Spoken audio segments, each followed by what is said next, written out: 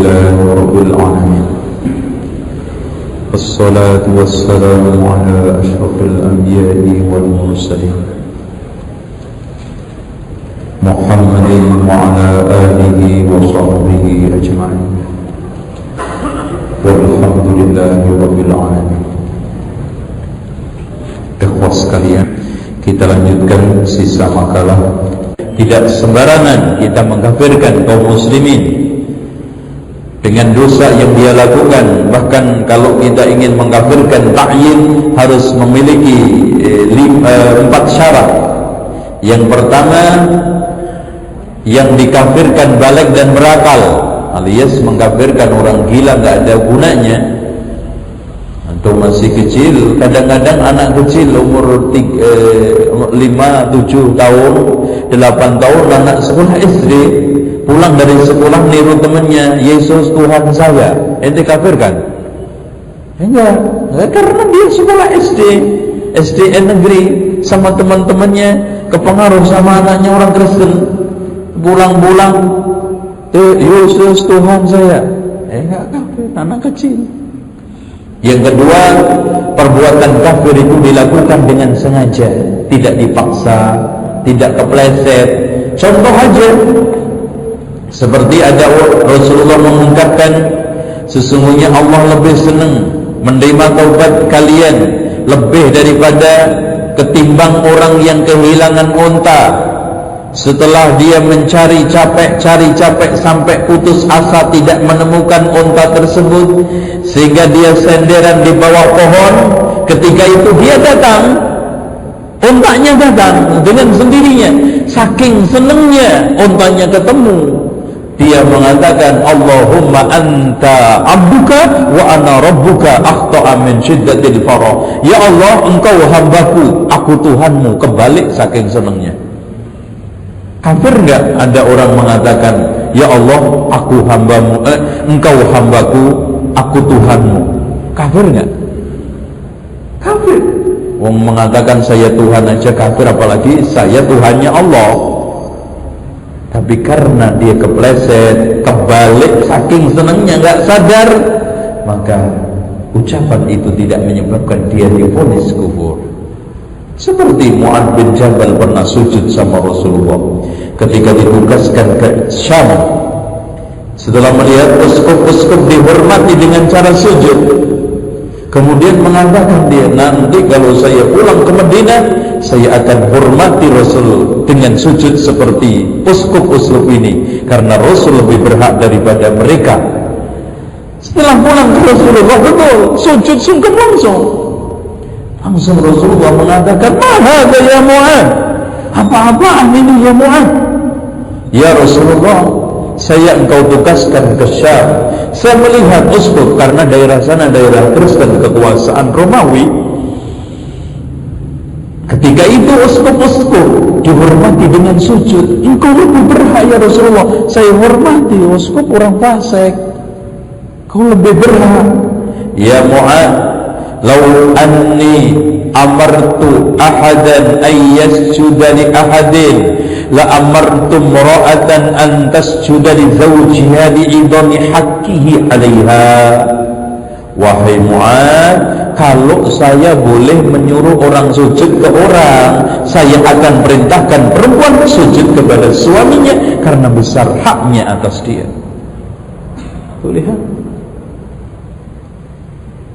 tidak disikapin dengan demikian. Ya ikhwan, tolong diucapkan, masalah tahdir bukan berarti nggak boleh mutlak dan boleh mutlak. Masalah hajar bukan tidak boleh mutlak. Artinya ada yang mutlak, hajar-hajaran, tahdir-tahdiran, apaan itu, nggak benar juga. Mengingkari secara mutlak hajar juga nggak benar. Membenarkan mutlak-mutlakan, pokoknya manfaat-manfaat yang penting tahdir berjalan, ini juga nggak benar. Lihat maslahatnya. Kalau maslahatnya sekarang hajar dihajar, kalau enggak ditinggalkan. Selanjutnya ikhwan, kekufuran orang bisa divonis kafir. Syarat yang ketiganya adalah iqamatul hujjah, sudah ditegakkan hujjah, sudah disampaikan dalil. Dan yang keempatnya ada mutakwil, tidak ada salah takwil. Contoh saja, ada orang menghalalkan khamr, ada menganggap bahwa ayat wala taqrabus salata wa antum sukara hatta ta'lamu ma taqulun, janganlah kalian mendekati salat sementara dalam keadaan mabuk sampai sadar, berarti kalau enggak salat boleh mabuk. Ini kan salah paham ini. Padahal ayat itu sudah dinasakh, dihapus hukumnya. Ini salah takwil. Sekarang hadirin sekalian, kita akan memasuki sunnah, definisi sunnah menurut bahasa, istilah, dan definisi ahli sunnah menurut bahasa dan istilah. Ya ikhwan, sangat penting sekali mendefinisikan sunnah, karena banyak di antara umat Islam keliru di dalam memahami sunnah, keliru di dalam memahami sunnah.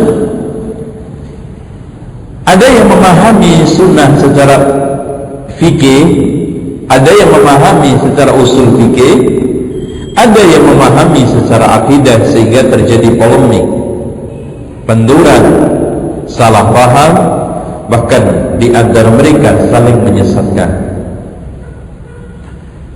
Makanya sebelum berbicara masalah sunnah, hendaknya kita harus mengenali apa itu sunnah. Sunnah menurut bahasa adalah thariqah wasirah. Ini yang harus kita pahami. Sunnah menurut bahasa adalah thariqah wasirah. Contoh, kalau ada orang mengatakan sunnah Nabi berarti at-tariqah wasirah, atau bisa disebut dengan jejak perjalanan hidup atau cara, itu sunnah. Cara beragama Rasulullah berarti sunnah Rasulullah. Kalau kita mengatakan sunnah Rasul berarti cara beragama Rasulullah, jejak hidup Rasulullah, perjalanan hidup Rasulullah, itu sunnah. Kalau begitu ada sekalian, sunnah tidak ada bedanya dengan manhaj, karena manhaj itu juga artinya thariqah, cara beragama, jejak perjalanan. Makanya manhaj Nabi berarti cara beragama Rasulullah, perjalanan hidup Rasulullah, dan siratul Rasul di dalam beragama. Manhaj, makanya disebutkan dalam firman Allah, likullin syir'atun wa minhaj, likullin minkum syir'atun wa minhaj. Masing-masing memiliki syariat dan manhaj. Sunnah menurut arti bahasa bisa bermuatan celah dan pujian. Artinya sunnah menurut arti bahasa itu bisa digunakan untuk perkara yang tercela, perkara yang terpuji. Contoh, man sanna fil islami sunnatan hasanatan falahu ajruha wa ajru man amila biha la yanqusu min ujurihim syai'a. Berarti sunnah hasanat. Wa man sanna fil islam sunnatan sayyi'atan, berarti ada sunnah sayyi'ah, falahu ajwizruha wa wizru man amila biha la yanqusu min awzarihim syai'a. Ya. Siapa yang sekarang ini menyebarkan sunnah yang baik, menghidupkan sunnah yang baik, maka akan mendapatkan pahala dan pahala orang yang menirunya. Dan siapa yang menghidupkan sunnah yang jelek, maka dia akan mendapatkan pahala ini, dosanya dan dosa orang-orang yang menirunya. Itu sama aja di dalam firman Allah, man dalla ala khairi kafa'ilihi, siapa yang menunjukkan keburukan seperti yang melakukan, siapa yang menunjukkan kebaikan seperti yang melakukan, berarti siapa yang menunjukkan keburukan maka seperti yang melakukan juga pahalanya. Ya ikhwan, tolong dicamkan. Ada orang yang berhujjah dengan man sanna sunnatan fil Islam wa man sanna sunnatan fil Islami sayyi'atan, dibolehkan membuat bid'ah karena dia terjemahnya man sanna, siapa yang membuat sunnah. Jelas ini salah, karena man sanna di situ bukan membuat, tetapi yang sahih man sanna ay man ahya, walaupun di sana hadisnya dhaif yang dikeluarkan oleh Imam At-Tirmidzi di dalam sunannya, man ahya sunnati faqad ahabbani wa man ahabbani kana ma'i fil jannah, tapi sanadnya dhaif, jadi man ahya. Namun didukung dengan hadis yang sahih, man ahya sunnati qad umitat, siapa yang menghidupkan sunnahku yang sudah dimatikan. Contoh, di kampung selama ini tidak ada sholat jamaah, antum hidupkan sunnah sholat jamaah, itu maknanya man sanna sunnatan bil Islam. Atau selama ini masya Allah di kampung tidak ada yang jilbaban, ada satu dua berpakai jilbab, man sanna man ahya. Orang yang mengatakan man sanna, siapa yang membuat, salah terjemahan. Kenapa mas? Tidak melihat kalimat man sanna fi. Kalau membuat harusnya man sanna lil, man sanna sunnatan hasanatan lil Islam, berarti membuat, karena man sanna untuk, li kan untuk. Tapi di sini man sanna fi artinya di dalam Islam sudah ada, sudah wujud, sudah disyariatkan, bahkan sudah diajarkan Rasulullah, namun mati karena tidak diamalkan. Sehingga man sanna sunnatan hasanatan fil Islam falahu ajruha wa ajru man amila biha la yanqusu min ujurihim syai'a, wa man sanna bil Islami sunnatan sayyi'atan. Artinya subhanallah, di kampung ini biasa baik semuanya, sholat jamaah bagus, wanita semua jilbaban, sunnah hidup, tidak ada satu kebid'ahan. Tiba-tiba ada orang datang nongol bikin tradisi baru, menghidupkan bid'ah baru. Nah ini man sanna fil Islami sunnatan sayyi'atan. Allah ya kawan, kadang-kadang di suatu lingkungan tidak ada satu kesesatan, kemudian ada ustaz dari kalangan mereka-mereka yang cinta tradisi dan cinta kebiasaan-kebiasaan buruk dihidupkan di tengah masyarakat, kemudian jadi semarak man sanna fil Islami sunnatan sayyi'atan. Dan pernah di kampung saya dulu cuma tahlilan sama berjanji, kemudian ada santri dari Jombang membuat setiap ada orang yang tahlilan menyelamatin orang kematian, baca Quran khataman dari pagi sampai khatam. Akhirnya jadi tradisi dan semarak man sanna sunnatan sayyi'atan fil Islam. Dan akhirnya ikhwan, karena tidaklah dikatakan bid'ah kalau tidak mirip dengan sunnah. Coba camkan dengan baik, tidaklah dikatakan bid'ah kalau tidak mirip dengan sunnah. Allah, kalau sekarang maksiat jelas beda, zina, minum khamr, maling, rampok, tak ada orang mengatakan wah ini mencuri Islami banget. Hatta walaupun sejahil-jahilnya orang, gak ada syubhat mencuri Islami. Wallah ya ikhwan, hatta orang yang gak pernah ngaji tahu mencuri itu jelek. Tapi yang namanya bid'ah Berapa banyak orang-orang yang tertipu, jangankan awam, kalangan ustaz terkecoh. Ini zikir sunnah, ini zikir sunnah, bagus. Wong sholat kok dilarang, wong zikir kok dilarang, baca sholawat kok dilarang. Ustaz yang ngomong itu. Kita nggak melarang sholawat, tapi ngelarang penyimpangan sunnah dalam sholawat. Kita nggak melarang sholat, tapi kita larang kesesatan di dalam sholat. Kalau ditanya orang itu, jawab, loh, sampai nanti yang melarang orang baca sholawat toh mas? Enggak, saya nggak melarang anda baca sholawat, tapi saya melarang anda membuat penyimpangan dalam membaca sholawat. Itu jawabannya. Jangan keliru biar cantik. Kalau ada orang mengatakan, lewang zikir kok dilarang? Mas, saya nggak melarang zikir, tapi saya melarang penyimpangan dan kesesatan dalam zikir. Dan ini jawaban yang pernah diberikan kepada Sa'id bin Musayyib, kepada salah seorang jamaah yang memperbanyak sholat sebelum subuh. Ditegur sama Sa'id bin Musayyib, ya akhi, itu mengapa sholat? Rasulullah mengatakan, la sholata ba'dal fajri illa raka'atain. Tidak ada sholat setelah fajar kecuali 2 rakaat. Kata orang tersebut, ngeyel, apa kamu melarang saya sholat? Enggak, saya melarang kamu menyelisih sunnah Rasul dalam sholat. Nah itu nggak boleh.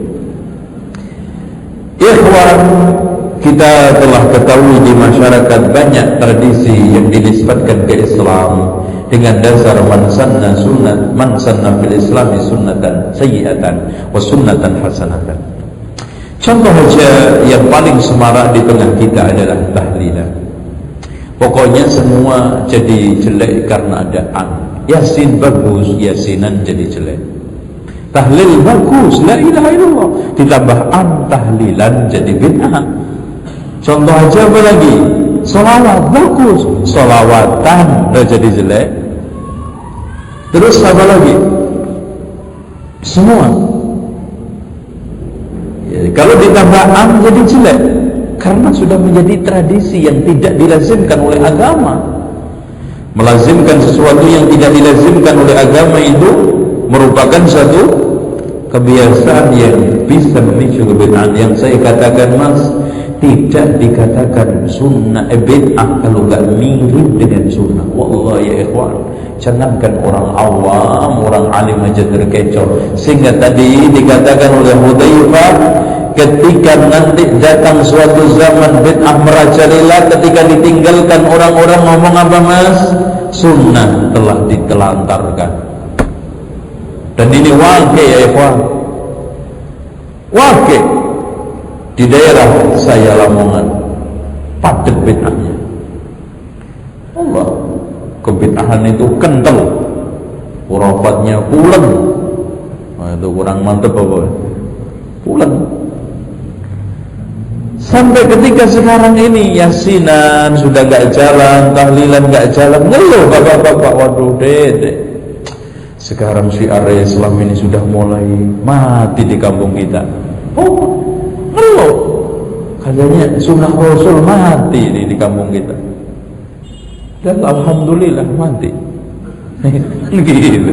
Ngeluh. Karena biasanya bang, coba di kampung itu malam Jumat tibaan berjanji sholawatan, ya Nabi salam alaika, itu ya, itu baca berjanji sholawat burda, ya Rabbi bil Mustafa baligh maqasidana waghfir lana ma madaya wasi'al karam. Biasanya dipadu sama bahasa Jawa, lir ilir tandure wis, kan gitu.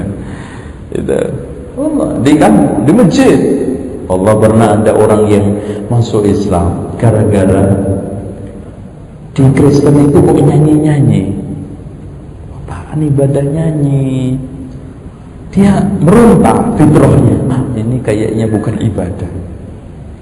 Akhirnya dia masuk Islam. Ternyata ketemu nyanyi. Allahu Akbar, itu kecewa betul orang-orang Kristen.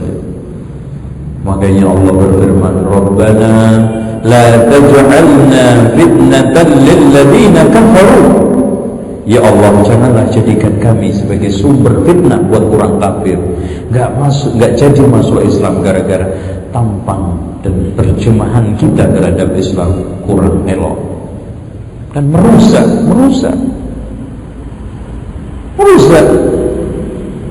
Cuma aja bayangkan ya ikhwan, orang baca sholawat kemarin di mana, di daurah ada khutbahnya bagus, ngajak baca sholawat, contohnya yang jelas, sholawat naria, sholawat badarus, pokoknya perbanyaklah baca sholawat. Kacau kan gitu contohnya. Yang ini salatullah salamullah, ya kan, ala toha rasulillah, salatullah salamullah ala yasin habibillah, kan gitu. Ini salawat padahal bid'ah. Contoh aja, bahkan salawat burdah itu yang akhir-akhirnya syirik ya ikhwan, syirik. Ya akramal khalqi man aludu bihi siwaka inda hululil hadisil amimi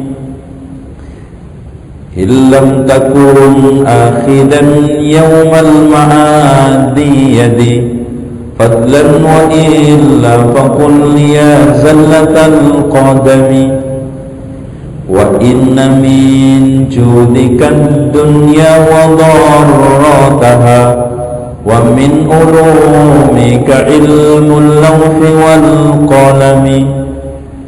Ini kalau diperdengarkan ibu-ibu kampung, apalagi yang penting Arab, udah nggak tahu artinya, nangis saking khusyuknya, padahal syirik.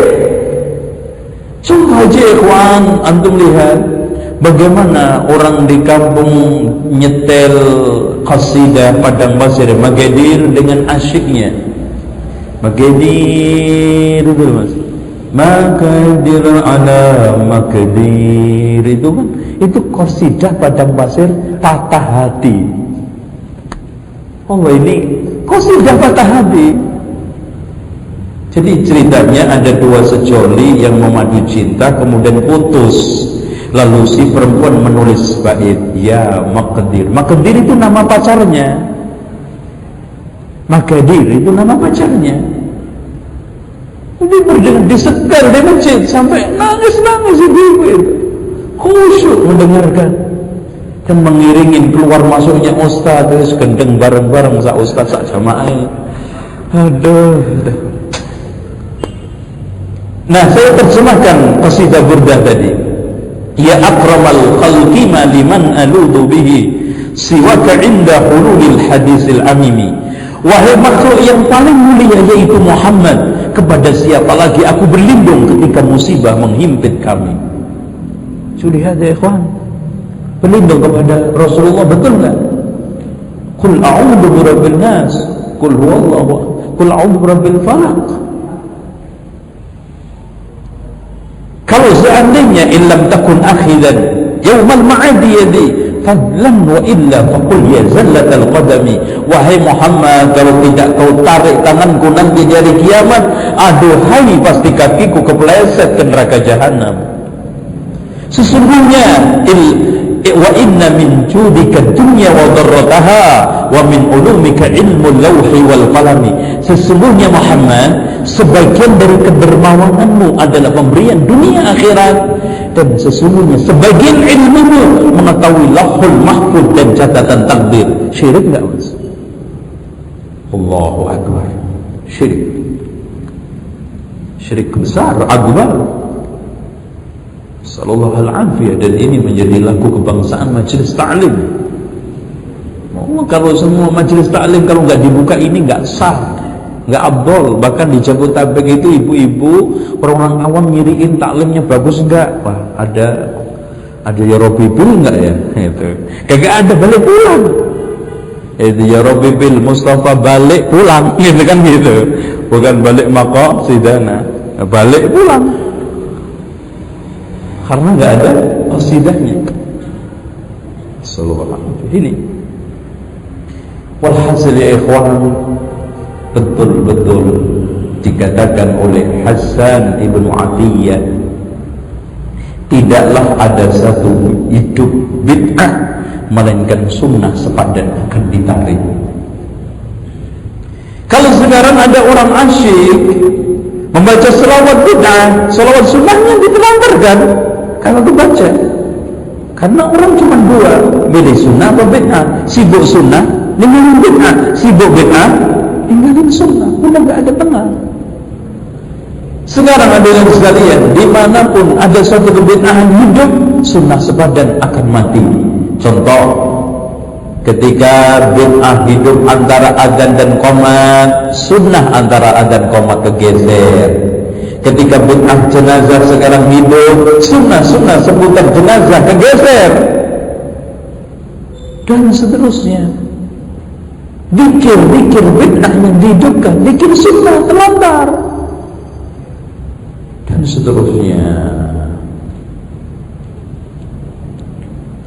Dengan demikian kita simpulkan as-sunnah menurut arti bahasa adalah at-tariqah was-sirah, bisa guru. Intinya makna sunnah hasanah, kebiasaan yang terpuji, was-sunnah sayyi'ah, kebiasaan yang tercela. Ini menurut pendapat yang sahih, yang rajih, berdasarkan hadis yang dikeluarkan oleh Imam Muslim di dalam sahihnya. Sekarang sunnah menurut arti istilah. Ini penting. Sunnah menurut arti istilah, kita harus pilih menurut mana.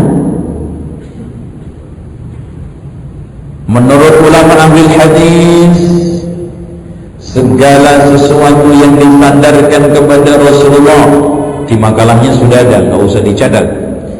Segala sesuatu yang disandarkan kepada Rasulullah, baik berupa ucapan, perbuatan, ketetapan, akhlak, dan ciptaan Rasulullah. Maksudnya Rasulullah diciptakan bentuk tubuhnya begini, wajahnya begini, itu sunnah. Sebelum beliau menjadi nabi dan setelah menjadi nabi. Jadi ikhwan, perjalanan Rasulullah dari mulai lahir sampai wafat, semua itu dikatakan sunnah menurut ulama ahli hadis. Itu menurut ulama ahli hadis. Makanya yang nyusui Rasulullah siapa, kemudian kecilnya Rasulullah umur segini ngapain, nasabnya Rasul sampai diteliti detail, itu sunnah semuanya. Sampai irhasat, ya, kejadian-kejadian aneh sebelum dia menjadi nabi, itu semuanya masuk ke dalam sunnah menurut versi ulama ahlul hadis. Ucapan, contoh, innamal a'malu binniyat wa innama likulli imri'in ma nawa, atau min husni islamil mar'i tarku ma la ya'ni. Atau juga hadis Rasulullah SAW yang tadi kita baca, man sanna fil islami sunnatan hasanatan, semua aqwal, ucapan Rasulullah banyak. Perbuatan, contohnya salatnya Rasulullah, rukuknya Rasulullah, sujudnya Rasulullah, makannya Rasulullah, cara berbagiannya Rasulullah. Bahkan di ikhwan, Rasulullah SAW ketika hubungan inti termasuk sunnah, gak mungkin diucapkan ya. Itu buang hajat, sunnah fi'liyah. Masuk keluar masjid, fi'liyah. Manasiknya Rasulullah dari haji awal sampai akhir ihram, khudu anni manasikakum, ambillah manasik dariku, pelaksanaannya fi'liyah. Ini namanya sunnah fi'liyah. Kemudian takrir, seperti ada orang yang azal, tidak ditegur Rasulullah. Seperti Ummu Salamah sama Aisyah salat menjadi imam wanita. Nah ini mas, Ikhtilafnya di antara ulama, boleh enggak wanita sholat jamaah bersama wanita dan tempatnya di mana. Kalau dua hadis ini bisa dijadikan hujjah, maka jelas wanita dibolehkan jamaah bersama wanita dan berdirinya di antara shaf di tengah. Dan menurut pendapat yang sahih seperti yang telah diangkat oleh Syekh Muhammad ibn Shalih Al-Utsaimin di dalam kitab Asy-Syarhul Mumti', wanita dengan wanita boleh jamaah dan berdirinya di antara shaf berdasarkan sunnah Ummu Salamah dan Aisyah. Kenapa ikhwan? Kalau seandainya itu salah, yakin Rasulullah akan menegurnya. Apalagi istri, orang yang paling dekat. Didiamkannya Rasulullah menunjukkan sunnah takrir yang dalam satu kaidah, la yajuzu lin nabi tarkul bayani waqtal hajah. Tidak boleh bagi Nabi meninggalkan penjelasan waktu dibutuhkan. Kalau enggak boleh, harusnya ditegur.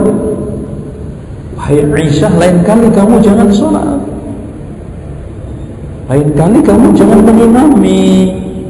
Enggak ada, enggak boleh. Seperti ditegurnya sahabat-sahabat Rasulullah kalau salah, dia kan pakai cincin ditegur langsung dicabut. Sholat ngomong, Sufyan ibn Hakam ditegur. Dengan demikian itu sunnah takririah. Seperti akhlaknya Rasulullah, ya, dari mulai senyumnya, kemudian marahnya, masya Allah jadi sunnah. Kalau ente marah jadi apa mas? Jadi apa? Subhanallah, ini menunjukkan Rasulullah itu manusia sempurna ya ikhwan. Marahnya jadi sunnah. Sampai antum kalau buang hajat jadi apa? Rasulullah buang hajat jadi sunnah. Allahu Akbar. Ente buang hajat diceritain kira-kira jadi apa? Rasulullah ya ikhwan, dari mulai A sampai Z-nya hidup, dari mulai tidur, bangun, tidur lagi, semuanya sunnah. Makanya Allah memberikan izin istrinya di dalam firman-Nya, wadkurna ma yutla fi buyutikunna min ayatillahi wal hikmah. Wahai istri-istri Rasul, tuturkan, sampaikan apa yang terjadi di rumah kalian dari ayat-ayat Allah yang turun, hikmah sunnah Rasulullah yang terjadi. Ikhwan, adalah kita punya keberanian menceritakan isi rumah tangga kita, bakal kebongkar aib kita. Allahu Akbar. Wadkurna, gak ada yang ditutupin sedikit pun. Wadkurna ma yutla fi buyutikunna min ayatillah. Di antara ayat Allah yang turun pernah, maka ini kebanggaan Aisyah ketika saingan sama istri-istri lain. Biasa punya istri double itu pasti saingan, dan itu wajar. Makanya siapa yang gak pengen punya istri, tidak pengen punya istri banyak, gak pengen apa, ricu, gak ada saingan, gak ada cemburu, ya nikah aja mati yang masjid. Nah itu diem aman itu udah, nah itu kagak protes, namanya manusia. Apa kebanggaan Aisyah? Tidaklah pernah turun ayat aku sama Rasulullah satu selimut kecuali dengan saya. Masya Allah, disuruh wadkurna ma yutla fi buyutikunna min ayatillahi wal hikmah sunnah. Kayaknya kalau antum lihat semua masalah-masalah yang terkait dengan junub, dengan rumah tangga, siapa yang ceritain? Istri-istri Rasulullah. Subhanallah, hamdika asyhadu an la ilaha illa anta astaghfiruka wa atubu ilaik. Wassalamualaikum warahmatullahi wabarakatuh.